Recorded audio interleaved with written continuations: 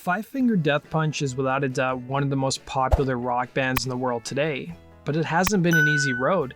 The band has suffered plenty of obstacles to get to the top, and today we're going to explore how this band became so big while transversing so much adversity, including infighting, lineup changes, critics hating them, and much more.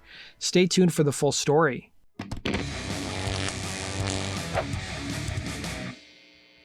Five Finger Death Punch, or FFDP, or 5FDP as it's known, was founded 16 years ago in 2005 by guitarist Zoltan Bathory and drummer Jeremy Spencer. The band's name was inspired by classical martial arts movies. The group would spend 2006 rounding out their lineup with original bassist Matt Snell and vocalist Ivan Moody joining the group. The band also hired a second guitarist, with former WASP member Darrell Roberts also joining FFDP, and they would cite Pantera, Voivod, W.A.S.P as some of their influences. By the end of 2006, the band recorded and self-produced their first album, W.A.S.P. It wasn't too long after the band recorded their debut album that they signed a recording contract with Firm Music.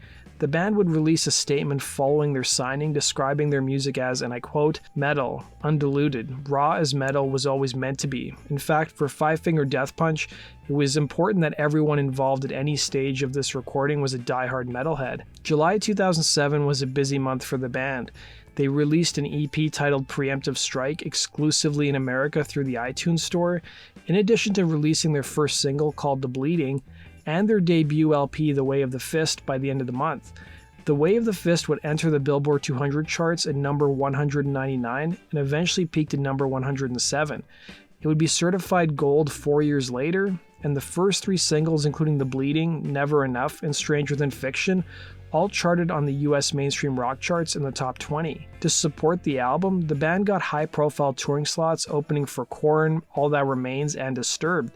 By the end of that tour, the band would already have one lineup change, with guitarist Darrell Roberts being fired. He would soon be replaced by guitarist Jason Hook, and according to Jeremy Spencer's book Death Punched, Roberts' firing supposedly had to do with alcohol and infighting. Spencer summarized that basically Roberts stopping a functioning member of the band. By 2009, the band would put out their following record, War is the Answer, followed by 2011's American Capitalist. Both albums would be certified platinum and only helped to boost the band's profile. And by late 2010, news would leak online that bassist Matt Snell had been fired, but the band wouldn't confirm the news until April of the following year. The members of FFDP wouldn't state the reasons for his firing. Guitarist Zoltan Bathory would tell Hard Drive Radio that contractual obligations stopped the band from discussing it any further, before adding that the bassist's departure wouldn't impact their sound, as Matt wasn't a writing member of the band. Snell would be replaced by bassist Chris Cale. And as the band's profile grew, success also brought many hardships for its members, as in 2012 frontman Ivan Moody admitted that his substance abuse problems almost cost him his job, revealing to Team Rock Radio, "When I sang, I was a totally functioning alcoholic. I could do my job. But then half of the tour for American Capitalist, I couldn't even tell I'd been on stage. I would literally wake up the next day and say, 'Where the hell are we? What did we do last night?' And someone would go, 'Well, we played a show in front of 20,000 people, and I'd go, F, I wish I remembered,' he'd say." His substance abuse problems would hamper his time in the band for the foreseeable future. During a 2016 concert in Massachusetts, he would cut the set short, claiming his mother was dying that night, despite the fact that she was in good health at the time. A year later, in June of 2017, at a concert in the Netherlands, Moody announced he was leaving the band. Following that show, he would temporarily leave the group and enter rehab, and was replaced by Bad Wolf singer Tommy Vext for the remainder of the tour.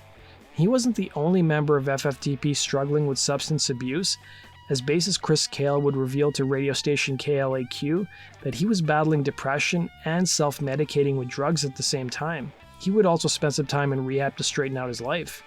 By 2013, the band would enter the studio to work on what would be their fourth studio record, but the resulting sessions were so productive that the band had enough material for 2 albums. The following year, they dropped 2 records a month apart, including The Wrong Side of Heaven and The Righteous Side of Hell Volume 1 and 2. They would both go platinum, and one of the singles the band released from Volume 1 was the title track, whose music video shed light on the plight of homeless veterans. This serves as a perfect segue to talk about why the band has connected so well with their fans, specifically members of the US military and law enforcement. Zoltan Bathory was born in Soviet-controlled Hungary and has voiced his support for democracy. And one doesn't need to look very far at the military themes in the band. The titles of their albums have some sort of reference to the military or war, with titles like A Decade of Destruction, Got Your Six, War is the Answer, The Way of the Fist, Pre-emptive Strike. It's obvious that the topic of the military is close to their heart and their work. But they're not the first metal band to sing about soldiers or the military, but they've taken it one step further in how they connect with their core fans. They work with military and law enforcement organizations as well as nonprofits. They've teamed up with the USO to perform for soldiers serving overseas, and have even helped US military veterans who are fighting poachers in East Africa. They also hire veterans, with Bathory telling Loudwire, generally the band employs a lot of veterans anyways, in the past and in the future. Every time you can help with something, it's great. So we had many drivers, those were veterans, guitar techs, so it's an ongoing thing, and every time we can employ veterans, we do, he'd say. During an interview with Stereogum, frontman Ivan Moody told the publication a moment that really stuck with him, saying, "When we were over in Iraq playing on the USO tour, I had one soldier come up to me and he laid a burnt iPod down on the table. He didn't ask me to sign it. He wanted me to keep it. I looked at him a bit funny at first. He told me one of his closest friends went out on a mission and didn't make it back. Let's leave it at that. When they found him and his things, his iPod was stuck on the bleeding. The last thing he was listening to before he went was one of our songs. I literally teared up," he'd remember. From 2015 onwards, the band continued to release albums, including 2015's Got Your Six, 2018's And Justice for None, and this year's Fate. And in late 2019, it was revealed that guitarist Jason Hook was done with the band. He had to pull out of the group's European tour due to emergency gallbladder surgery, and announced his departure shortly after. He would release a statement regarding his departure saying, "As far as the reason I'm leaving, well, there really just isn't one. I've been in bands my entire life, and I feel like I've done all the good that I can here.